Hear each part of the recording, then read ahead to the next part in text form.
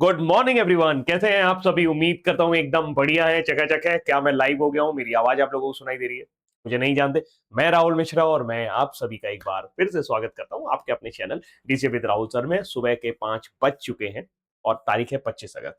आज के important current affairs लेकर मैं हाजिर हूं। मेरा पूरा विश्वास है और मैं आपसे प्रॉमिस भी करता हूं कि आप अगर इस पूरे करंट अफेयर्स को पूरा वन टू एंड यानी कि लास्ट शुरू से लेकर अंत तक देखते हैं और एक महीने भी देख लेते हैं, ऐसा कोई करंट अफेयर्स नहीं होगा जो आपके एग्जाम में ना आए। हर एक प्रश्न आप करके आएंगे। फिलहाल आगे बढ़ने से पहले, आज 25 अगस्त के करंट अफेयर्स करने से पहले मैं थोड़ी सी बातचीत आप लोगों से करना चाहूंगा। और वो बातचीत ये है कि अभी कुछ दिन पहले एक बच्चे का मेरे पास फोन आया। उसने कहा कि सर मेरा जीएस कवर नहीं हो रहा और मैं जीएस में बिल्कुल भी नंबर नहीं ला पा रहा हूं। तो मैंने उससे कहा कि एक काम करो कि तुम 2 बार लूसेंट की रीडिंग कर डालो, क्योंकि तुम्हारा बेस बिल्कुल कमजोर है। तो तुम्हें शुरुआत लूसेंट से करनी चाहिए। लूसेंट आप सभी जानते हैं, समाज ज्ञान की एक किताब आती है, उसको पूरा पढ़ डालो, उसको रीड कर डालो। हालांकि 2 महीने लग सकते हैं इस पूरे काम में, लेकिन हर रोज 10-15 पन्ने अगर आप पढ़ेंगे, 5 पेज पढ़ेंगे, रीडिंग करनी है, उसको बहुत ज्यादा डिटेल में नहीं लेके जाना है। फिर उसके बाद कुछ दिन बाद फिर उसका फोन आया। मैंने कहा क्या हुआ? लूसेंट शुरू की। कह रहा सर लग रहा है जब मैं पढ़ने बैठता हूं तो लगता है इतनी मोटी किताब है, कैसे पढ़ूंगा, और फिर उसमें मन नहीं लगता है कि जो पढ़ रहा हूं वो मैं भूल जा रहा हूं। तो मैंने कहा मैंने आपसे 2 बार रीडिंग करने को कहा ना, आप उसको क्यों नहीं कर रहे हो? तो कभी कभी प्रॉब्लम बाहर नहीं होती है, हमारे अंदर ही होती है। हमारे अंदर कुछ ऐसे मिसकंसेप्ट होते हैं, ऐसी चीजें होती हैं जिसकी वजह से हम किसी काम को शुरू ही नहीं कर पाते। और यकीन मानिए, अगर आप किसी काम को शुरू नहीं करेंगे तो वो काम तो कभी होना ही नहीं है। जिसको शुरू ही नहीं किया तो वो कैसे होगा? तो हर चीज में समस्या नजर आना, कि जैसे ही कोई भी चीज पढ़ने को बोली जा रही है उसमें कुछ नजर आना कि यार ये ऐसे कैसे होगा। या फिर मान लीजिए आपको कोई एग्जाम निकालना है, आपको सिर्फ और सिर्फ चारों तरफ समस्याएं ही दिख रही हैं। आप किसका वेट कर रहे हो? कोई नहीं आने वाला दोस्त। ना तो कोई ऐसा आदमी आपके जीवन में आने वाला है जो आपकी सारी समस्याओं को हल करेगा, ना वो समय आने वाला है जिसका आप इंतजार कर रहे हो कि यार ये समय आएगा तब मैं ये काम करूंगा। और ना ही आपकी बॉडी में वो एनर्जी आने वाली है कि जब इतनी एनर्जी मेरे अंदर आएगी, जब मेरा मन करेगा तब मैं पढ़ूंगा। ये मिसकंसेप्ट है। आपको किसी का इंतजार नहीं करना है। आपकी समस्या का सॉल्यूशन, आपकी पढ़ाई का, आपका सिलेक्शन, सब कुछ अगर कोई व्यक्ति कर सकता है तो वो सिर्फ आप है। आपको थोड़ा सा मोटिवेट रहना पड़ेगा। और मोटिवेशन का क्या है कि एक दिन आप मोटिवेट होंगे, अगले दिन अगर आप उस काम को नहीं करेंगे जो मोटिवेट होकर आपने सोचा था, तो नहीं होगा। लेट अस सपोज मैंने सोचा कि मैं सुबह 5 बजे उठ के करंट अफेयर्स पढ़ूंगा। लेकिन अगर मैं 5 बजे करंट अफेयर्स के लिए मोटिवेट तो हुआ, कि प्रेरणा तो हुआ कि चलो मैं कल सुबह पढ़ूंगा, लेकिन अगर मैंने उसको नहीं पढ़ा तो फिर मैं डिमोटिवेट होऊंगा। मोटिवेशन आता है डिसिप्लिन से। एक बार आप मोटिवेट होंगे, फिर आप डिसिप्लिन होंगे तो फिर मोटिवेट होंगे। और इस तरीके से आप जब जब अपने तय किए गए लक्ष्यों को, छोटे छोटे लक्ष्यों को प्राप्त करते जाएंगे, आप धीरे धीरे मोटिवेट होते जाएंगे। और एक समय वो आएगा जब आप इतने मोटिवेट हो चुके होंगे, इतना ज्यादा जुनून आपके अंदर आ चुका होगा कि आप जब चाहेंगे तब पढ़ पाएंगे।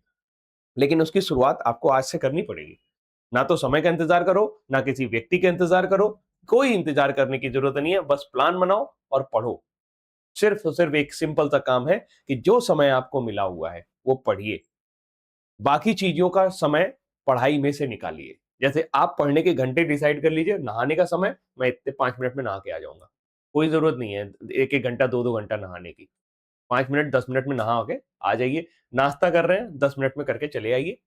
ये नहीं कि आधा घंटा तक नाश्ता कर रहे हैं। तो ये चीजें ठीक नहीं है। अगर आप थोड़ा सा भी प्रयास करेंगे अपने आप को बदलने का, तो 6 महीने तब लगेंगे जब आपका सिलेक्शन हो जाएगा। चलिए फिलहाल अब बात करते हैं आज के हमारे हेडलाइंस की। पीडीएफ बार बार लोग पूछ रहे हैं, भाई ये डेली करंट अफेयर मैगजीन का बैच है, ये इसका क्यूआर कोड है, यहीं पर पीडीएफ पड़ी हुई है, आपको जाना है। डेली पीडीएफ जो है वो आपको उपलब्ध करा दी जाएगी मेरी क्लास के बस 1 घंटे बाद 6 बजे। आगे बढ़ते हैं। अभी भी इंडिपेंडेंस ऑफर चल रहा है, आप चाहे तो ज्वाइन कर सकते हैं। हर साल की तरह इस बार भी नेशनल स्पेस डे 23 अगस्त को मनाया गया, राष्ट्रीय अंतरिक्ष दिवस। ईरान ने 7.5 ट्रिलियन क्यूबिक फीट गैस भंडार की खोज की है। आप ये कह सकते हैं कि बहुत बड़ा गैस भंडार है। भारत ने पहला नॉन जीएमओ यानी कि genetically modified high expansion popcorn मक्का हाइब्रिड लॉन्च किया है। कर्नाटक सरकार ने कक्षा 6 से स्कूलों के लिए एआई और कोडिंग प्रोग्राम लागू करने की घोषणा की है। वेस्ट टू वंडर, श्रीनगर में खुला वेस्ट टू वंडर गार्डन। कबाड़ से बनाई गई कलाकृतियां। देखिए एम्बेडर के अंदर फूल लगा रखे हैं इन लोगों ने। उत्तर प्रदेश में कक्षा 6 से 8 तक के विद्यार्थियों के लिए लर्निंग इनहैंसमेंट प्रोग्राम लागू किया गया। Very very important current affairs. Tamil Nadu ने अन्नपूर्णा सुपर 6 एलपीजी योजना शुरू की है। धोखा हो गया भैया तमिलनाडु में। और सोनिया गांधी की एक आत्मकथा आई है बिलोंगिंग, नवंबर में प्रकाशित होगी। केरल की 19 वर्षीय काजिया लिज मेजो मिस यूनिवर्स इंडिया 2026 की विजेता बनी। अमेठी में निर्मित 100% स्वदेशी AK-203 शेर असाल्ट राइफल का सफल परीक्षण किया गया, इंसास की जगह लेगी। उत्तर प्रदेश और यामानासी ने एमएसएमई के लिए 600 करोड़ रुपए का फंड लॉन्च किया। और BWF वर्ल्ड चैंपियनशिप का समापन हो गया। त्रिशा गायत्री ने कांस्य पदक जीता। अब बारी है प्रीवियस डे करंट अफेयर्स की, यानी कल हमने क्या पढ़ा था उसके ऊपर एक नजर डाल लेते हैं फटाफट से। तो अगस्त 2026 में इंटरनेशनल स्पेस स्टेशन के बाहर स्पेस वॉक करने वाली पहली फ्रांसीसी अंतरिक्ष यात्री बनी है सोफी एडेनॉट। याद रहते हैं ना करंट अफेयर्स, याद रहते हैं।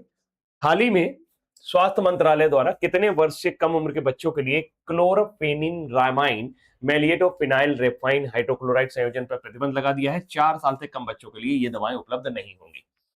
ग्रामीण विकास मंत्रालय ने दीनदयाल अंत्योदय योजना नेशनल रूरल लिवलीहुड मिशन के तहत एंटरप्रेन्योरशिप पर नेशनल कैंपेन का दूसरा फेज 21 अगस्त 2026 से शुरू किया। हाल ही में किस संस्थान ने भारत का पहला सॉइल टेक्सचर मैप जारी किया है? तो ये जारी किया गया है इन नेशनल सेंट्रल अरे जो नहीं national bureau of soil survey, national bureau of soil survey and land use planning. 23 अगस्त 2026 को किस राज्य सरकार ने अपने सरकारी स्कूलों को आधुनिक बनाने के लिए 12,500 करोड़ रुपए का विशाल रोड मैप जारी किया है? तो वह है राजस्थान। अगस्त 2024 में किस राज्य सरकार ने महिला कर्मचारियों को 2 मातृत्व अवकाश के बीच 2 वर्ष के अनिवार्य अंतराल की बाध्यता को पूरी तरह से समाप्त कर दिया है? उत्तर प्रदेश। 5 सितंबर 2024 को नई दिल्ली के विज्ञान भवन में आयोजित होने वाले समारोह में राष्ट्रपति द्रौपदी मुर्मू कुल कितने स्कूल शिक्षकों को राष्ट्रीय शिक्षक पुरस्कार से सम्मानित करेंगी? 48 शिक्षकों का चयन किया गया है। 21 अगस्त 2024 को कोचिन शिपयार्ड लिमिटेड ने भारतीय नौसेना को 8 स्वदेशी एंटी सबमरीन वारफेयर सेलोब्राट का तीसरा जहाज सौंपा है। माहे मलवान के बाद आपका मैंग्रोल भी आ गया है, इसका नाम है मंगरोल। और अब बारी है आज के करंट अफेयर्स की। तो रहिए ना बेखबर, मिलेगी हर खबर, बस थोड़ा सा इत्मीनान से समझने की कोशिश करेंगे। करंट अफेयर्स को समझने की कोशिश करेंगे तो कभी रटना नहीं पड़ेगा। अब बात आती है राष्ट्रीय अंतरिक्ष दिवस की। 23 अगस्त को राष्ट्रीय अंतरिक्ष दिवस मनाया गया। 23 अगस्त ही वो दिन था जिस दिन हमारा चंद्रयान-3 चंद्रमा के दक्षिण ध्रुव पर लैंड किया। और ऐसा करने वाला भारत पहला देश बन गया जिसने उस इलाके में चंद्रमा पर लैंडिंग करवाई। तो ये राष्ट्रीय अंतरिक्ष दिवस जो है ये प्रतिवर्ष 23 अगस्त को मनाया जाता है। और ये आपका तीसरा नेशनल स्पेस डे है जो चंद्रयान-3 की उपलब्धि के लिए, जहां पे विक्रम लैंडर था जो चंद्रमा की जमीन को टच किया और कई महीने तक सक्रिय रहा। 2026 की थीम है नेशनल स्पेस डे की towards Viksit Bharat, innovating, collaborating and aspiring to global space leadership. तो ये है विकसित भारत की थीम। राष्ट्रीय अंतरिक्ष दिवस प्रतिवर्ष 23 अगस्त को मनाया जाता है। 14 जुलाई 2023 को हमने अपना चंद्रयान छोड़ा था। 23 अगस्त 2023 को जाकर के वो लैंड कर गया था। इस बार का जो मुख्य इवेंट है वो अहमदाबाद में इंडियन स्पेस रिसर्च ऑर्गेनाइजेशन के स्पेस एप्लीकेशन सेंटर ने होस्ट किया है। ये कहां पर हुआ है? अहमदाबाद में। किसका? नेशनल स्पेस डे का मेन प्रोग्राम कहां पर होस्ट हुआ है?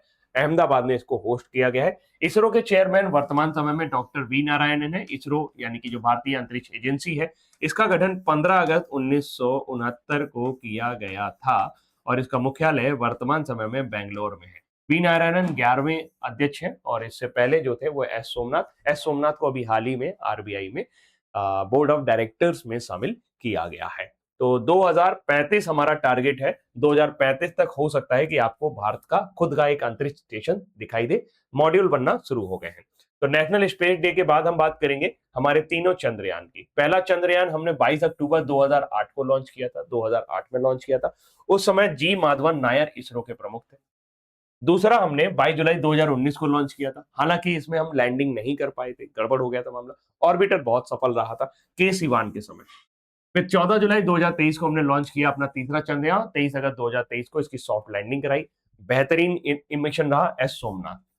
एक बार प्रश्न पूछा गया कि चंद्रयान 2 का वजन कितना था? तो चंद्रयान 2 का वजन 3,840 किलो था। ये वाला थोड़ा सा ज्यादा था, 3,900 किलो था, और चंद्रयान 1 का वजन 1,380 किलो था। चंद्रयान 1 बीएसएलवी C-11 रॉकेट से लॉन्च किया गया था, दूसरा जीएसएलवी एमके से, और LVM-3M4 से लॉन्च किया गया था चंद्रयान 3। चंद्रयान 3 के जरिए हमने, भारत ने वो उपलब्धि हासिल की जिसके जरिए आज भी मतलब भारत पहला देश बना जिसने दक्षिणी ध्रुव पर लैंडिंग कराई थी। अच्छा, अभी हाल ही में पाकिस्तान ने भी अपना चंद्रयान मिशन घोषित किया है, कोई बताएगा उसका नाम क्या है? याद करके बताइए, कमेंट में करिए, मैं देखता हूं कि क्या उसका नाम था। चंद्रयान 3। इसके अलावा ये तस्वीर आप देखें, थोड़ी सी विचलित करने वाली तस्वीरें हैं। 23 अगस्त को हर साल international day of the remembrance of the slave trade and the abolition, यानी दास व्यापार और उसके उन्मूलन के लिए हर साल 23 अगस्त को दिन मनाया जाता है। दास व्यापार, जैसा कि आप सभी ने जाना होगा कि उपनिवेश के दौरान, यानी कि जब फ्रांस उपनिवेश बनाता था, ब्रिटेन उपनिवेश बनाता था, तो कई देशों में दास प्रथा चलती थी। वहां के नेटिव लोगों को दास बना लिया जाता था और उनसे घंटों काम कराया जाता था।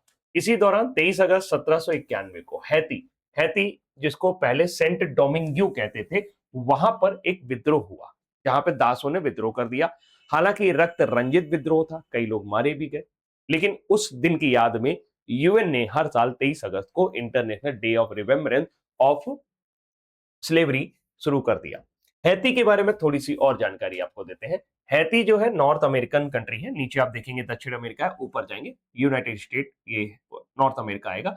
हैती और डोमिनिकन रिपब्लिक आपस में एक आइलैंड साझा करते हैं। हैती की राजधानी है पोर्ट ऑ प्रिंस। हैतियन भाषा यहाँ पर चलती है क्रियोल, जिसे आप कह सकते हैं। मुर्दा यहाँ की है, मुर्दा नहीं, मुद्रा यहाँ पर गोर्दे है। और एलेक्स डिडियर प्लिस एमए वर्तमान समय में प्राइम मिनिस्टर है। प्रेसिडेंट का पद वर्तमान समय में खाली चल रहा है। अभी आपने अगर न्यूज पेपर आप पढ़ते हो, नहीं पढ़ते तो मैं बता देता हूँ। अभी यहाँ पर गोलियां चल गई थी डोमिनिकन रिपब्लिक में, आपस में यहाँ पे कॉन्फ्लिक्ट चल रहा है, गृह युद्ध जैसा चल रहा है। हैती और डोमिनिकन रिपब्लिक में भी रिश्ते ठीक नहीं है, यहाँ पर लड़ाई चल रही है। हैती से जुड़ा हुआ अगर सबसे बड़ा करंट अफेयर्स आज की डेट में हम आपको बताएं तो हैती से जुड़ा हुआ सबसे बड़ा करंट अफेयर्स जो है, हाँ, 52 साल बाद इसने फीफा वर्ल्ड कप के लिए क्वालिफाई किया था। तो इस बार फीफा वर्ल्ड कप में हैती खेला था। तो छोटे छोटे से देश खेल ले रहे हैं, बताइए हम नहीं खेल पा रहे फीफा। इसके बगल में आप जाएंगे तो ये है प्यूर्टो रिको, ये यूएस का पार्ट है, ये आपका पार्ट हो गया हैती। अब अगर पूछा जाए हैती कहां पर है, तो कैरेबियन सी में। आज हम इसकी चर्चा क्यों कर रहे हैं? आज हम इसकी चर्चा इसलिए कर रहे हैं क्योंकि 23 अगस्त को international day of remembrance of slavery मनाया गया है, और वो आंदोलन हैती में हुआ था 1791 में, 1791 में। दास व्यापार को लेकर के देखा जाए तो दास नो ने, यानी कि जो उस टाइम स्लेव हुआ करते थे, उनका सबसे बड़ा आंदोलन था वो। आगे बढ़ते हैं। हाल ही में किस देश ने 23 अगस्त 2026 को अपने फार्स प्रांत में एक बहुत बड़े प्राकृतिक गैस क्षेत्र की खोज की है? तो यह है ईरान। अब देखिए, गैस की खोज हो गई है। गैस सबसे ज्यादा पूरे विश्व में रशिया में मिलती है, सबसे ज्यादा भंडार रशिया में, और गैस को लेकर के रशिया बहुत काम भी कर रहा है। तो ऐसी स्थिति में ईरान में इतना बड़ा भंडार मिलना गजब की बात है, देश को बहुत आर्थिक मजबूती मिलने वाली है। तो ईरान ने 23 अगस्त को नेचुरल गैस फील्ड की खोज की है फार्स प्रांत में। अब चूंकि ये नेचुरल गैस है और बहुत अच्छी गैस है, अच्छी क्वालिटी की गैस यहाँ पर मिली है, ये स्वीट गैस मिली है यहाँ पर। स्वीट गैस का मतलब होता है जिसमें हाइड्रोजन सल्फाइड की मात्रा कम हो, और सौर गैस भी एक होती है जिसमें हाइड्रोजन सल्फाइड की मात्रा ज्यादा होती है। हाइड्रोजन सल्फाइड बेहद बदबूदार गैस होती है, सड़े अंडे की गैस, सड़े अंडे जैसी गंध आती है इससे, बहुत बदबूदार होती है। कभी कभी आपने हाई स्कूल इंटर में लैब में किया होगा, तो वहां पे इसको बनाया जाता था, हम लोग के यहाँ भी बनता था, तो इसको बड़ा पूरा स्कूल महक जाता था, वैसी वाली स्थिति होती थी। तो हाइड्रोजन सल्फाइड की मात्रा कम होती है, जिसकी वजह से इसको स्वीट गैस बोला गया। हालांकि जो भंडार है वो काफी बड़ा है, 7.5 ट्रिलियन क्यूबिक फीट से ज्यादा गैस है। मतलब ये मान के चलिए कि विश्व के सबसे बड़े भंडार में से एक है। पेट्रोलियम जियोलॉजी में नेचुरल गैस रिजर्व को आमतौर पर प्रूवन, प्रोबेबल या पॉसिबल रिजर्व में बांटा जाता है। ये प्रूवन रिजर्व है। प्रूवन रिजर्व मतलब गैस एकदम गैस के फॉर्म में ही है। मोस्ट ऑफ द टाइम क्या होता है, कभी कभी कि कुछ ऐसा कंजर्व होता है, हम उसको गैस में कन्वर्ट करते हैं, फिर उसमें मान रिफाइनरी वगैरह में लगाते हैं, वो सब नहीं करना पड़ेगा। ये सादे के साथ सीधे सीधे गैस निकाली जा सकती है। और सबसे बड़ी बात है कि 72% से लेकर 73% तक गैस निकाली जा सकती है। एक्चुअल में होता क्या है कि रिजर्व में जब गैस होती है तो वहां पे दबाव बहुत होता है। भाई कहीं गुब्बारे में गैस भरेगी तो वो दबाव देगा ना। तो ऐसे जमीन के नीचे जब गैस होता है तो काफी दबाव रहता है, टेम्परेचर भी बहुत ज्यादा रहता है, तो उससे पूरी गैस आप नहीं निकाल सकते। आप ऐसा नहीं कि वहां सक्शन लगाए और पूरा निकले, जितना निकल पाया आराम से धीरे धीरे, क्योंकि इसमें कई सारी दुर्घटनाएं होने के चांसेस रहते हैं। तो 72% से लेकर 73% तक गैस यहाँ से निकाली जा सकती है, जो कि अपने आप में एक बहुत बड़ा आंकड़ा है। अब यहाँ पर H2S की बात की जाए तो इसे यहाँ पर स्वीट गैस, ईरानी फील्ड में स्वीट गैस पाई गई है, ये मैं आपको बता रहा हूँ। ईरान के बाद रूस के बाद दुनिया का दूसरा सबसे बड़ा प्रूवन नेचुरल गैस रिजर्व है, जिससे हम गैस को ये लोग निकाल पाएंगे।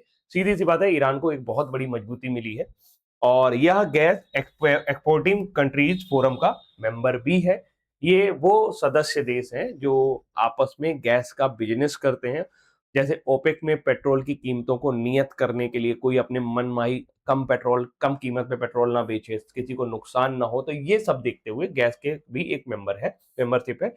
तो यहाँ पर अगर बात करें तो पूरा नाम है गैस एक्सपोर्टिंग कंट्रीज फोरम। 2001 में इसका गठन किया गया था। मुख्यालय इसका तेहरान ईरान में है। 2008 में स्थायी संगठन के रूप में आया। मुख्यालय दोहा कतर में हो गया। पहली बैठक तेहरान में हुई थी। कुल 12 सदस्य देश हैं इसमें, गैस एक्सपोर्टिंग कंट्रीज फोरम, इसमें 12 सदस्य देश हैं। भारत इसका सदस्य नहीं है क्योंकि भारत में गैस के भंडार लगभग ना के बराबर है। ठीक। अब बात करेंगे ओपेक एंड ओपेक प्लस। ये स्टैटिक के लिए मैं बता रहा हूं क्योंकि ओपेक से जुड़े हुए प्रश्न पूछे जाते हैं। ओपेक में वर्तमान समय में अलग अलग जगहों पर अलग अलग आंकड़े मिलते हैं। जैसे आप ओपेक की वेबसाइट पे देखेंगे तो कितने मेंबर है, वहां पे अलग आंकड़ा मिलेगा। किसी और यूएन की वेबसाइट पे देखेंगे तो वहां पे अलग। हालांकि सारी की सारी जो ऑथेंटिकेट वेबसाइट्स हैं वहां पे अलग अलग आंकड़े मिलते हैं, लेकिन हम ओपेक की वेबसाइट का डेटा ही मानेंगे। ओपेक की वेबसाइट के मुताबिक वर्तमान समय में 12 ओपेक मेंबर है। 12 में से अभी हाल ही में यूएई ने कहा है कि भैया हम ओपेक के मेंबर नहीं रहेंगे, और यूएई इससे हट रहा है। तो अगर यूएई हट जाएगा, हट रहा है, प्रोसेस में 1 साल लगेगा उसको, तो हट जाएगा तब 11 मेंबर रह जाएंगे। तो ओपेक क्या है? ओपेक है organisation of the petroleum exporting country, यानी कि जो देश पेट्रोलियम का एक्सपोर्ट करते हैं, निर्यात करते हैं, उनका एक सदस्य संगठन था। इसका गठन 1960 में बना था। आज की डेट में वियना ऑस्ट्रिया में इसका मुख्यालय है। रशिया का याद रखिएगा, रशिया ओपेक का मेंबर नहीं है, ओपेक प्लस का मेंबर है। अब ओपेक प्लस क्या हुआ? ओपेक प्लस आए 2016 में, जिसमें ओपेक मेंबर तो हैं और इसके अलावा नॉन ओपेक, यानी कि जो ऐसे खाड़ी देते हैं जो ओपेक कंट्री में नहीं थे, उसके अलावा भी मेंबर शामिल किए गए। तो कुल मिला के 12 ओपेक मेंबर हैं और 10 पार्टनर कंट्री, तो 22 मेंबर ओपेक प्लस में है। ओपेक प्लस का गठन 2016 में हुआ था। ओपेक के अंदर ही इसका मुख्यालय चलता है। वर्तमान में आपका ईरान जो है वो ओपेक का भी मेंबर है, ओपेक प्लस का भी मेंबर है। इराक ओपेक का भी मेंबर है, ओपेक प्लस का भी मेंबर है। यूएई ओपेक का मेंबर है, ओपेक प्लस का भी मेंबर है। हालांकि यूएई ने मना कर दिया, अब हम इसमें शामिल नहीं रहेंगे। सबसे तगड़ा इसका करंट अफेयर स्टैटिक बताएं तो इंडोनेशिया। इंडोनेशिया एक बार ओपेक में आया 1965 में, शुरू में आ गया 1965 में, फिर उसके बाद भाग गया, फिर उसके बाद फिर आया और फिर उसके बाद फिर भाग गया। तो इंडोनेशिया ऐसा है जिसने बार बार अपनी जो है इसको सस्पेंड किया है। आगे आते हैं, ओपेक में कौन से 12 मेंबर हैं? ये मेंबर है जिसमें से आप सऊदी अरबिया को, यूएई को हटा दीजिएगा, यूएई को हटाइएगा, यूएई को, ठीक है। ओपेक प्लस के 10 प्रमुख में कौन कौन है? Russia, Kazakhstan, Azerbaijan, Bahrain, Brunei, Malaysia, Mexico, Oman, south Sudan और सूडान। सीधा सा याद रखना है, भारत ना तो ओपेक का सदस्य है ना ही ओपेक प्लस का सदस्य है। इससे जुड़े हुए भी करंट देखिए।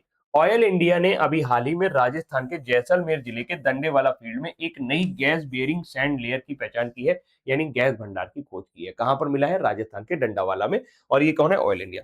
5 जून 2026 को ऑयल इंडिया लिमिटेड को अंडमान सागर में भी नेचुरल गैस मिला और वहां पर श्री विजयापुरम 3 नंबर कोल का एक वेल है, उसके अंदर ये गैस मिली है। तो 2 जगह गैस मिली है, एक राजस्थान में और एक अंडमान में। 31 जुलाई 2026 को कैबिनेट ने क्या किया है? एक समुद्र मंथन नाम का अभ्यास चलाया, समुद्र मंथन नाम का एक अभियान चलाया।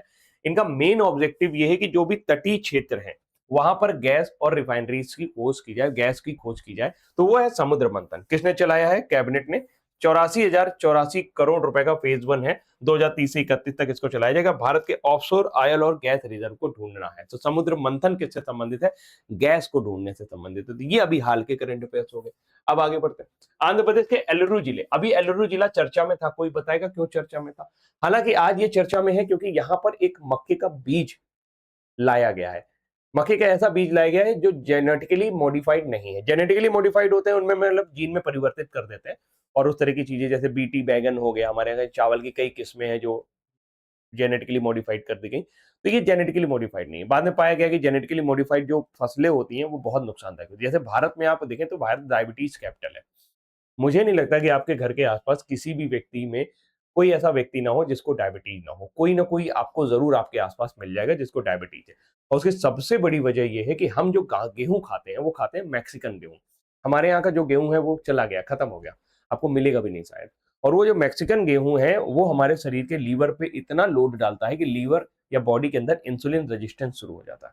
तो अगर आप चाहते हैं कि आपको जीवन में कभी डायबिटीज ना हो तो निश्चित तौर पर चने का सेवन करें, निश्चित तौर पर मूंगफली के दानों का सेवन करें, या फिर जो आटे का आप सेवन करें उसमें आप चना मिलवा दें या फिर आप उसमें बाजरा मिलवा दें, उसको मिक्स जरूर करवा दें, उससे आपको काफी सुरक्षा मिलेगी।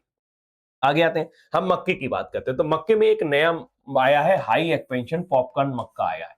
ये कहां पर बनाया गया है? देखो काफी कुछ ऊपर नीचे चला गया है, मैं यहाँ पे बोल देता हूँ। गवर्नमेंट पॉपर पॉपकॉर्न निका फैसिलिटी है, यहां पर ये बनाया गया। क्या बनाया गया समझिएगा, बहुत ध्यान से समझिएगा, खासकर एग्रीकल्चर वाले जो एग्रीकल्चर कोई भी एग्जाम दे रहे हैं वो। तो भारत ने आंध्र प्रदेश के एलुरु जिले में मसनूरू में गवर्नमेंट पॉप कार्निका फैसिलिटी में अपना पहला non GMO high expansion popcorn मक्का हाइब्रिड बीज लॉन्च किया है।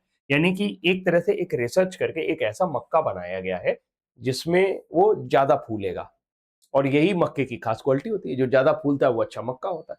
तो मक्का जो है, ये मक्का यानी भुट्टा, भुट्टा बोलते हैं उसको हमारे यहाँ। तो पॉपकॉर्न मक्का जिया मेज का एक खास रूप है। जिया मेज क्या है? मक्के का साइंटिफिक नेम है, ये इसी का एक खास रूप होगा। एन चंद्रबाबू नायडू जो मुख्यमंत्री थे वो आए।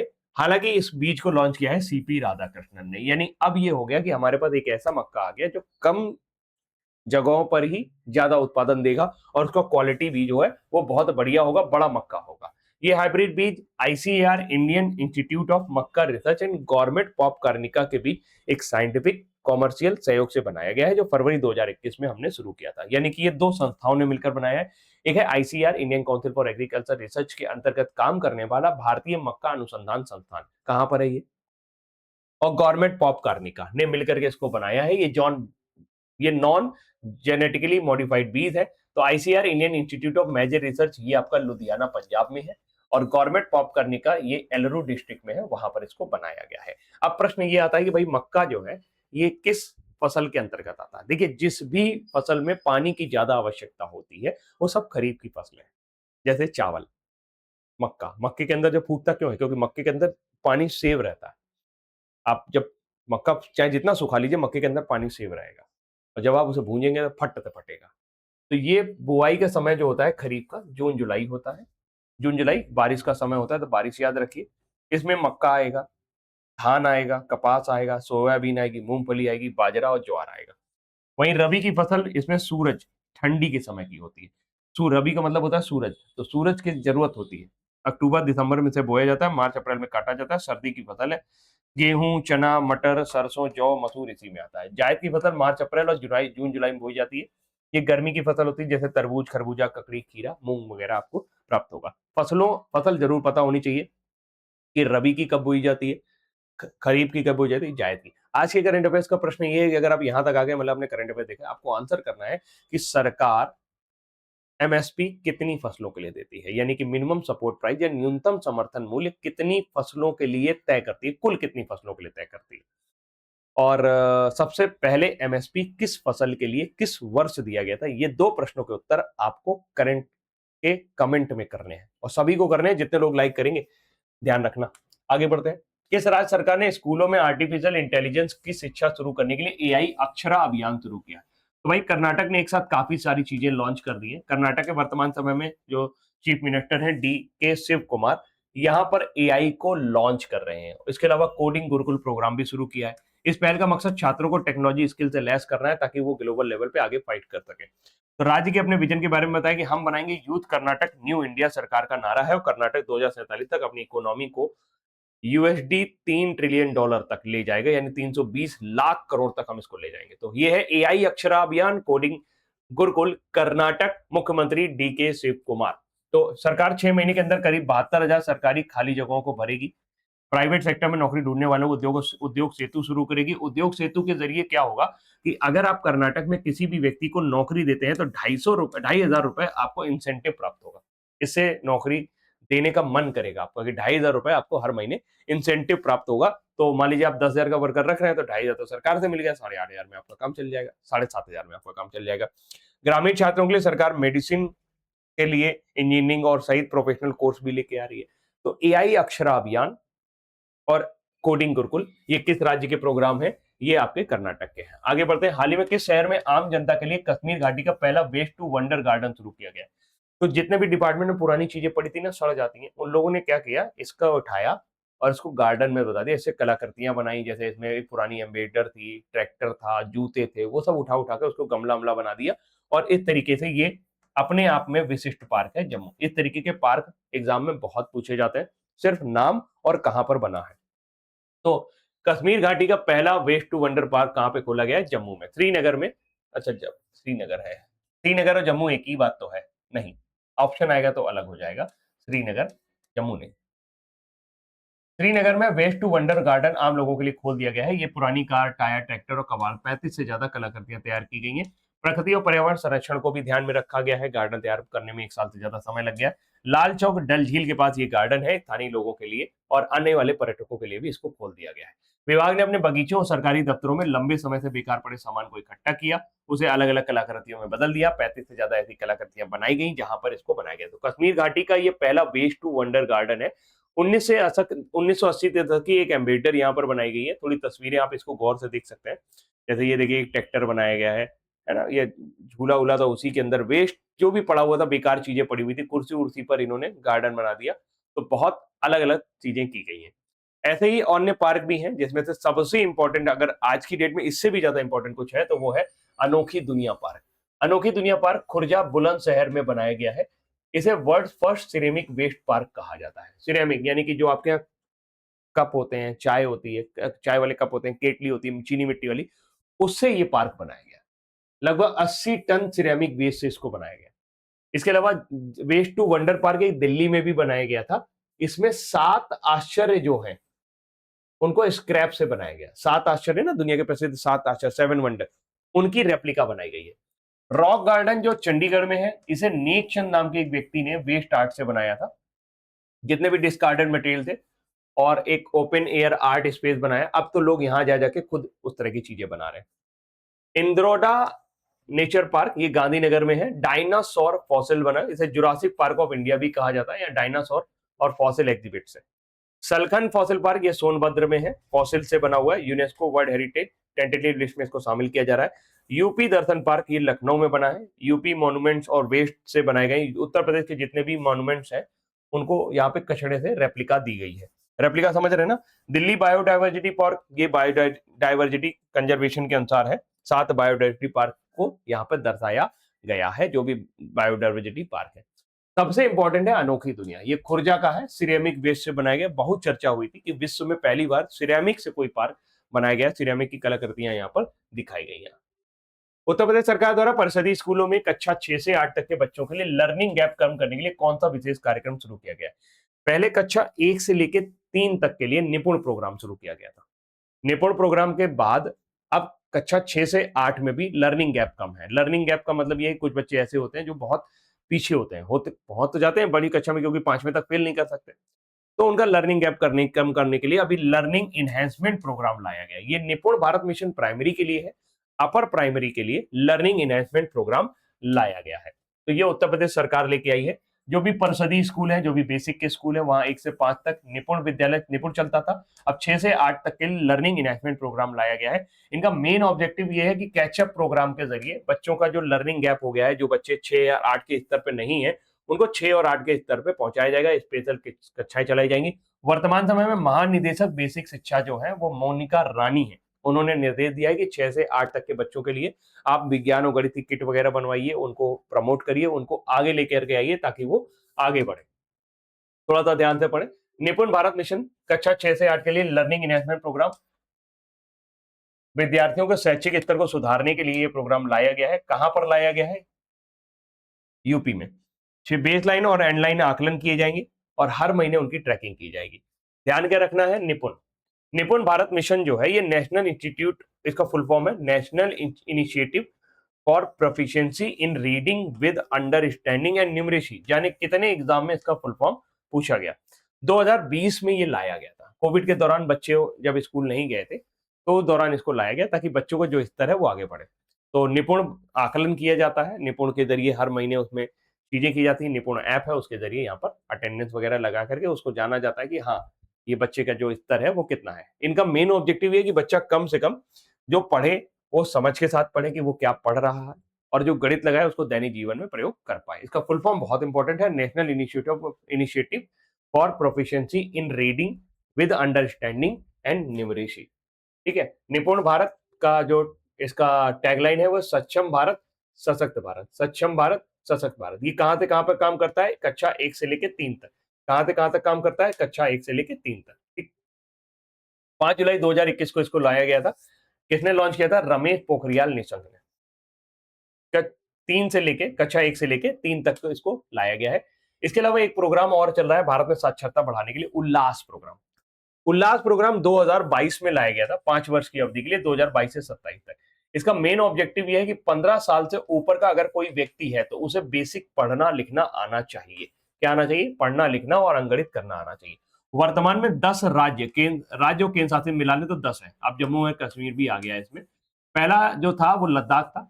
राज्यों में पहला मिजोरम था, फिर त्रिपुरा आया, फिर गोवा आया, जिन्होंने साक्षरता हासिल की। 100% साक्षरता का मतलब होता है अगर आप 95% से ऊपर की साक्षरता हासिल कर लेते हैं तो उस राज्य को 100% साक्षर माना जाता है। तो मिजोरम, त्रिपुरा, गोवा, फिर हिमाचल प्रदेश, फिर अंडमान निकोबार, फिर चंडीगढ़, फिर सिक्किम, अभी उत्तराखंड और जम्मू कश्मीर भी उल्लास प्रोग्राम के अंतर्गत पूरी तरीके से साक्षर हो चुके हैं। हालांकि ये योजना देश के 25 राज्यों में चल रही है। 25 राज्यों में उल्लास कार्यक्रम को चलाया जा रहा है। इसका फुल फॉर्म है, इसका मतलब टैगलाइन है वो साक्षर भारत समर्थ भारत, साक्षर भारत समर्थ भारत। उल्लास प्रोग्राम का फुल फॉर्म याद रखिएगा, understanding life long learning for all in society. Understanding life long learning for all in society. तो आज हमने क्या चर्चा किया? निपुण का चर्चा किया, आज हमने उल्लास के ऊपर चर्चा किया, और इनसे जुड़े वाले करंट अफेयर जरूर आपसे पूछे जाएंगे आगे वाले एग्जाम के लिए, बहुत इंपॉर्टेंट है। आगे बढ़ते हैं। 24 अगस्त 2026 को किस राज्य की विधानसभा में योग्य परिवारों को घरेलू एलपीजी सिलेंडर राशि वापस करने के लिए अन्नपूर्णी सुपर 6 स्कीम शुरू की गई? भाई जिस समय इन्होंने अपना घोषणा पत्र बनाया था तब बोले थे कि हम 6 सिलेंडर का पैसा आपको वापस करेंगे, इसीलिए इस स्कीम का नाम रखा गया अन्नपूर्णी 6 स्कीम। लेकिन अभी हाल फिलहाल 6 नहीं कर रहे हैं, केवल 3 सिलेंडर का पैसा वापस कर रहे हैं। आने वाले समय में हो सकता है 6 सिलेंडर भी वापस कर दें। तो तमिलनाडु में अगर आप 2.5 लाख रुपए से कम की इनकम रखते हैं पारिवारिक, तो 3 सिलेंडर का पैसा आप पहले खरीद लेंगे, फिर आपको रिम्बर्स कर दिया जाएगा, और वो पैसा आपके डायरेक्ट बेनिफिट ट्रांसफर के जरिए आपके खाते में आएगा। तो ये स्कीम खरीदने के बाद घरेलू एलपीजी सिलेंडर के लिए रिम्बर्समेंट दे देती है। हालांकि ये स्कीम जनवरी 2027 में पोंगल के तुरंत शुरू की जाएगी। पोंगल जो है ये तमिलनाडु में मनाया जाता है और ये बहुत ही प्रमुख त्योहार है। तो तमिलनाडु ने 24 अगस्त 2026 को राज्य विधानसभा में योग्य परिवारों के लिए अन्नपूर्णी सुपर 6 स्कीम की घोषणा की है। हालांकि और कुछ भी किया गया है। इसमें क्या करेंगे? इसमें ये जो भी आपकी लिक्विफाइड पेट्रोलियम गैस होती है, लिक्विफाइड पेट्रोलियम गैस के अंदर क्या क्या होता है? प्रोपेन प्लस ब्यूटेन होती है, और इसमें गंध के लिए एथिल मरकैप्टेन मिलाया जाता है। एथिल मरकैप्टेन का वो फॉर्मूला होता है C2H5S, है ना, C2H5S। ये है एथिल मरकैप्टेन। सल्फर मिला देते हैं तो गंध आने लगती है, जो हमें पता चल जाता है कि हाँ ये एथिल मरकैप्टेन है। एथिल मरकैप्टेन प्रोपेन और ब्यूटेन से मिला होता है। अभी 2016 में शुरू की गई प्रधानमंत्री उज्ज्वला योजना के जरिए गरीब महिलाओं को जो एलपीजी कनेक्शन के लिए एक बड़ी सेंट्रल स्कीम आई थी। राज्य सरकार ने भी घरेलू फ्यूल खर्च को कम करने के लिए, कुकिंग फ्यूल तक पहुंचने को बेहतर बनाने के लिए एलपीजी सब्सिडी स्कीम का इस्तेमाल किया है। तो ये प्रधानमंत्री उज्ज्वला योजना से अलग है। 2.5 लाख रुपए से कम अगर आपका परिवार की इनकम होगी तो आपको यहाँ पर एलिजिबिलिटी यही है कि 2.5 लाख रुपए से कम का परिवार होगा, मतलब इनकम होगी, तो आपको 3 सिलेंडर फ्री में प्राप्त हो जाएंगे।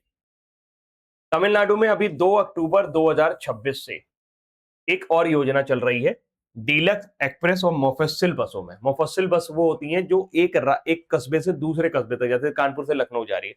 बाकी शहर के अंदर जो डीलक्स बसें होती हैं, इसमें भी महिलाओं को फ्री में यात्रा करवाएंगे वो। इस योजना का नाम रखा है वेट्री पायना थिट्टम। वेट्री पायना थिट्टम, वेट्री पायना थिट्टम कहाँ की योजना है? तमिलनाडु की। इसमें ये क्या कर रहे हैं? इसमें ये जितनी भी महिलाएं हैं उनको फ्री में बस यात्रा उत्पन्न कराएंगे। तो 3 चीजें आज हैं। अन्नपूर्णी सुपर 6 स्कीम पोंगल से शुरू होगी, 3 सिलेंडर फ्री मिलेंगे लगभग 1.5 करोड़, 1.3 करोड़ परिवारों को। एक है परंदुर एयरपोर्ट। परंदुर एयरपोर्ट जो था ये चेन्नई के पास बन रहा था, चेन्नई एयरपोर्ट का एक्सटेंशन था, लेकिन बहुत सारे किसानों की जमीन जा रही थी तो किसान इसका विरोध कर रहे थे। अभी हाल फिलहाल इन्होंने क्या किया? ठीक है, हम कैंसिल कर देते हैं, अब हम यहाँ पर नहीं बनाएंगे, कोई नई जमीन खोलेंगे, वहां पे बनाएंगे। तो ये एक बड़ा फैसला हुआ। इसके अलावा वेट्री पायनम स्कीम क्या है? ये फ्री बस सर्विसेज है महिलाओं के लिए। ठीक। एक और चीज आई है, सिंगा पिंगल उद्यमिता क्रेडिट योजना। सिंगा पिंगल उद्यमिता क्रेडिट योजना 20 अगस्त को तमिलनाडु में लॉन्च हुई। इसका मेन ऑब्जेक्टिव यह है कि जो भी महिलाएं, युवा और हाशिए पर रहने वाले समुदाय हैं, उनको हम डेवलप करें, उनके अंदर एंटरप्रेन्योरशिप को डेवलप करें। जैसे वो है ना, क्या बोलते हैं उसको, दीनदयाल अंत्योदय योजना, उसी तरीके से इसको शुरू किया गया है। इस योजना के लिए 7,015 करोड़ रुपए का भारी भरकम व्यय रखा गया है।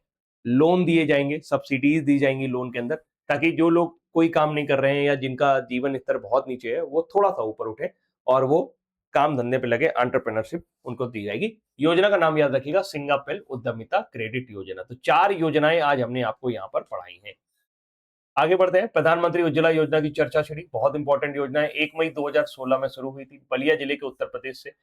गरीब परिवारों को स्वच्छ खाना पकाने के लिए एलपीजी उपलब्ध कराई गई थी। इसमें सबसे आगे रहा उत्तर प्रदेश। 3 वर्षों में 5 करोड़ एलपीजी कनेक्शन दिए गए। अभी दूसरा भी उज्ज्वला 2.0 भी शुरू किया गया था 10 अगस्त 2021 को, महोबा उत्तर प्रदेश से। एक 2016 में आई है, दूसरा वाला 2021 में है, महोबा उत्तर प्रदेश। याद रखेंगे, पहला वर्जन जो था इसका वो आया था बलिया उत्तर प्रदेश से, दूसरा वर्जन महोबा से। इसके अलावा अतिरिक्त आवंटन के बाद आज की डेट में लगभग 15 करोड़ ओवरऑल कनेक्शन उज्ज्वला से उपलब्ध कराए गए हैं। कांग्रेस की पूर्व अध्यक्ष सोनिया गांधी की आगामी आत्मकथा का नाम क्या है? Belongings, a journey of love. अब इस पुस्तक में इन्होंने अपनी सास की डेथ के बारे में बात की है, अपने पति राजीव गांधी की डेथ के बारे में बात की है, और कैसे ये राजनीति में आई उसके बारे में बात की है। पुस्तक से जुड़े हुए करंट अफेयर्स में बिलोंगिंग किसकी किताब है? बिलोंगिंग सोनिया गांधी की किताब है, जो इस साल नवंबर में प्रकाशित होगी। अल्फ्रेड एक जो है वो इसको प्रकाशित करेंगे।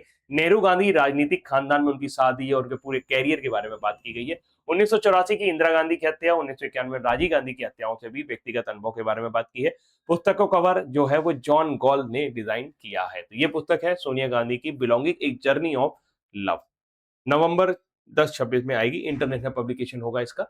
और तस्वीरें आप देख सकते हैं, ताकि एकदम अच्छे से देख लीजिए, तस्वीर आपको समझ में आए। ये देखिए, राहुल गांधी है, तो ये सोनिया गांधी, शायद राजीव गांधी, मैं कंफ्यूज हूं कौन है ये।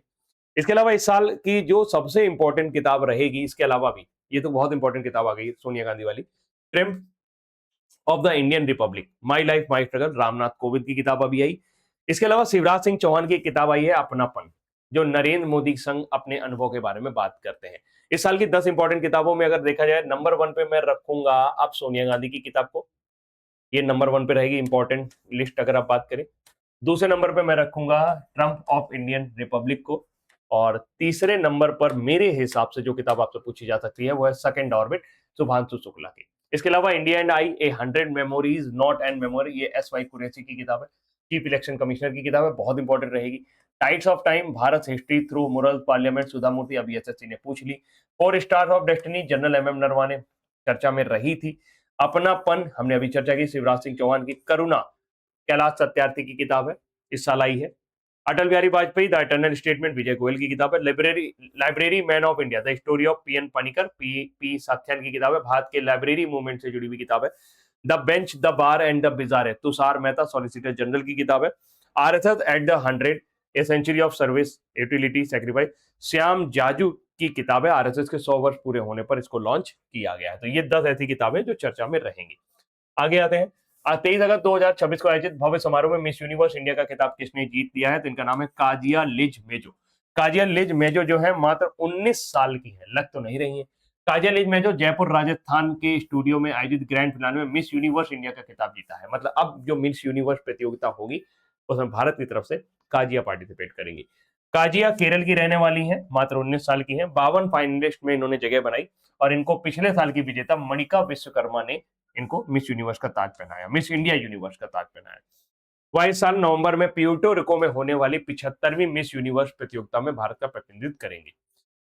मिस यूनिवर्स इंडिया पहले नंबर पर रही काजिया लिज मेजो केरल की, प्रथम रनर अप रही वैष्णवी गरे तमिलनाडु की, मणिका विश्वकर्मा ने इनको ताज पहनाया। तो ये है काजिया, और ये है miss Femina miss India. Femina miss India की जो विनर होती है वो मिस वर्ल्ड में भाग लेती है, और मिस यूनिवर्स इंडिया की जो विनर होती है वो मिस यूनिवर्स में भाग लेती है। दो अलग अलग प्रतियोगिताएं होती हैं।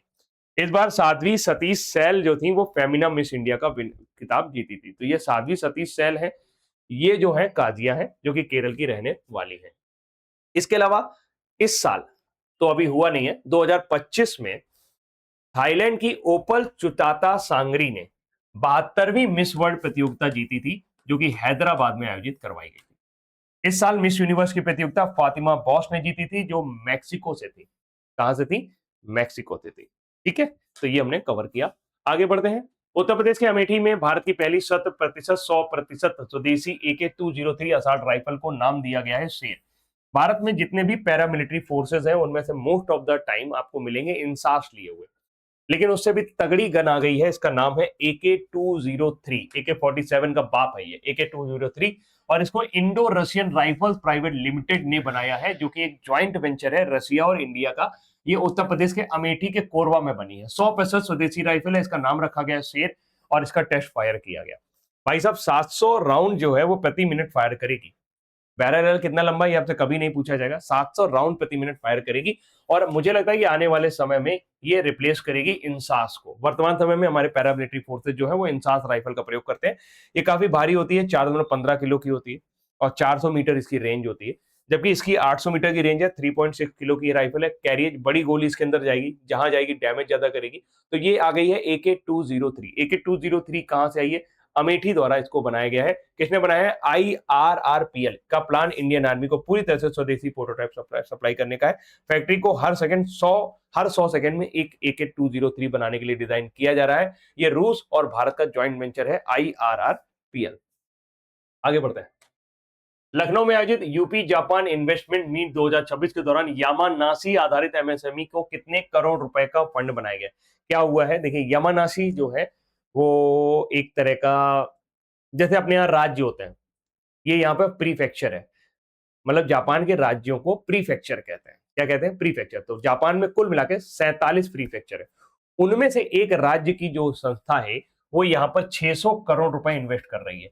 600 करोड़ रुपए इन्वेस्ट कैसे कर रही है? उत्तर प्रदेश तो जापान के यामानासी प्रीफेक्चर ने 21 अगस्त को 2026, यानी कि ये दो राज्यों के बीच में समझौता है। किसके बीच में? एक उत्तर प्रदेश और एक यामानाशी। यामानाशी क्या है? वहां का एक राज्य है। तो हमारे बीच में एक समझौता हुआ है कि भाई तुम्हारे यहाँ के जो भी MSME है उनको तुम भारत भेजो, यहां पर वो आए, हम जमीन देंगे, हम उनका टैक्स कम करेंगे, और वो यूपी के अंदर इन्वेस्ट करें आके। तो इसके लिए 600 करोड़ रुपए का समझौता हुआ है। तो ये सेंट्रल लेवल पे नहीं हुआ है, ये राज्य टू राज्य लेवल पे समझौता हुआ है। तो यामानसी बेस्ड जो माइक्रो स्मॉल और मीडियम इंटरप्राइजेस के लिए 600 करोड़ रुपए का फंड बनाया गया है कि उनको यहां पर काम करने का मौका मिलेगा। तो इस तरीके से राज्य में ये जो समझौता है ये काफी इंपॉर्टेंट हो जाता है, खासकर उत्तर प्रदेश के करंट अफेयर्स के मुताबिक। तो उत्तर प्रदेश के मुख्यमंत्री योगी आदित्यनाथ और इन्वेस्टर कोऑर्डिनेशन अप्रूवल सपोर्ट के लिए इन्वेस्ट यूपी में एक खास यामानासी डेस्क बनाने की भी घोषणा की है कि हम यहाँ पर एक यामानासी वाले लोगों के लिए डेस्क ही बना देंगे। आए, कहाँ लगाना है, कैसे लगाना है, उसके लिए पूरा फास्ट अप्रूवल देंगे। 90 दिन के अंदर रिव्यू सिस्टम भी करेंगे कि हाँ ऐसा तो नहीं कि यहाँ आके तुम गड़बड़ कर रहे हो। तो उत्तर प्रदेश और जापानी कंपनियों के बीच technical training, skill development, tourism, Noida, greater Noida में जापानी ग्लोबल कैपेबिलिटी सेंटर के लिए 4 MOU, इन्वेस्ट यूपी और कानपुर में टेक्निकल ट्रेनिंग और रिसर्च सेंटर के लिए बीच वर्कफोर्स डेवलपमेंट और प्लेसमेंट लिंकेज के लिए एक MOU साइन किया गया। उत्तर प्रदेश के टूरिज्म डिपार्टमेंट ने राज्य में बौद्ध आधारित टूरिज्म को भी बढ़ाने की बात की है। उत्तर प्रदेश लेजिस्लेटिव असेंबली के स्पीकर सतीश महाना और यामानाशी प्रीफेक्चर असेंबली के चेयरमैन हिंडे नोरी मियामोतो ने लेजिस्लेटिव कोऑपरेशन पर एक अलग से MOU साइन किया है। तो उत्तर प्रदेश का अभी हाल ही में किसके साथ समझौता हुआ है? यामानाशी के साथ। अब आपको लेके चलते हैं बैडमिंटन वर्ल्ड फेडरेशन की चैंपियनशिप, जो कि कई सालों बाद, लगभग 17 साल बाद, 2009 में पहली बार हुई थी, उसके बाद आकर के अब हुई है, और 15 साल बाद किसी भारतीय जोड़ी ने इस चैंपियनशिप में कोई पदक जीता है। ये भारतीय जोड़ी है त्रिशा जॉली एंड गायत्री गोपीचंद की। ये प्रतियोगिता 30वीं world badminton BWF world championship थी, जिसका आयोजन 17 से लेकर 23 अगस्त तक नई दिल्ली के भारत के इंदिरा गांधी इंडोर स्टेडियम में हुआ। भारत ने साल 2009 में चैंपियनशिप की मेजबानी की थी। 17 साल के लंबे अंतराल के बाद इस प्रतिष्ठित टूर्नामेंट में वापसी मिली। भारत के लिए इस चैंपियनशिप का एकमात्र पदक, हमें एक ही पदक आया, वो भी कांस्य आया। त्रिशा जॉली और गायत्री गोपीचंद ने दिलवाया। सेमीफाइनल तक का सफर तय किया और कांस्य पदक जीता। इस नतीजे के साथ ही त्रिशा और गायत्री का यादगार सफर समाप्त हो गया। इसके साथ ही उनकी जोड़ी BWF वर्ल्ड चैंपियनशिप में मेडल जीतने वाली दूसरी भारतीय महिला युगल जोड़ी बन गई। इससे पहले ज्वाला गट्टा और अश्वनी पोनप्पा ने 2011 के लंदन में हुए टूर्नामेंट में कांस्य पदक जीता था। त्रिसा जॉली और गायत्री गोपीचंद 2026 के एशियन गेम्स के लिए भारतीय बैडमिंटन टीम का भी हिस्सा है, जो अगले महीने जापान के येची नागोया में होगा।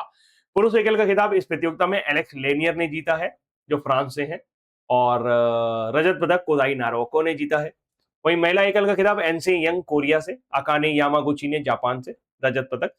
महिला युगल में बैक हाना डी सी होनी और सिंह लियू सिंगशू, जबकि महिलाओं में हमारे सबसे इंपॉर्टेंट पदक अगर इसमें कुछ होगा तो ये होगा। हालांकि ये भी पूछा जा सकता है, तो दोनों ये तीन चीजें आपको याद करनी पड़ेंगी कि बैडमिंटन वर्ल्ड फेडरेशन चैंपियनशिप का आयोजन कहां पर हुआ, नई दिल्ली में कब हुआ, 17 से लेकर 23 अगस्त तक, और इसमें भारत ने 2009 के बाद किया है। ठीक है। बैडमिंटन के बारे में अगर हम बात करें थोड़ा सा, हम आपको और बता सकते हैं। बैडमिंटन के जो सबसे इंपॉर्टेंट कप होते हैं, जैसे थॉमस कप, उबेर कप, इस बार भारत ने ब्रॉन्ज मेडल जीता था थॉमस कप में। थॉमस कप पुरुषों का ये वर्ल्ड कप मान लीजिए आप, तो इसमें चाइना ने इस बार जीता है और फ्रांस को हराया था। हालांकि साउथ कोरिया ने महिला वाला खिताब जीता था, चाइना को हराया था। साउथ कोरिया जो वीमेन खिताब होता है उसको उबेर कप कहा जाता है, उसको क्या कहते हैं, उबेर कप। थॉमस कप में चाइना का ये 12वां खिताब था। दोनों फाइनल इस बार डेनमार्क में हुए, थॉमस और उबेर कप के। इसके अलावा एक टीम कप होता है, सुधीरमन कप। सुधीरमन की चाइना ने जीता है, मिक्स टीम का कप होता है। चाइना लगातार चौथी बार सुधीरमन कप जीता और 14वीं बार चैंपियन बना। Sudirman cup badminton world mix team championship है। इस मुकाबले में 5 मैच खेले जाते हैं। इस बार इसका आयोजन चाइना में ही किया गया था और चाइना ने ही इसको जीता। तो ये रहे बैडमिंटन से जुड़े हुए करंट अफेयर। अब बारी है आज के वन लाइनर की।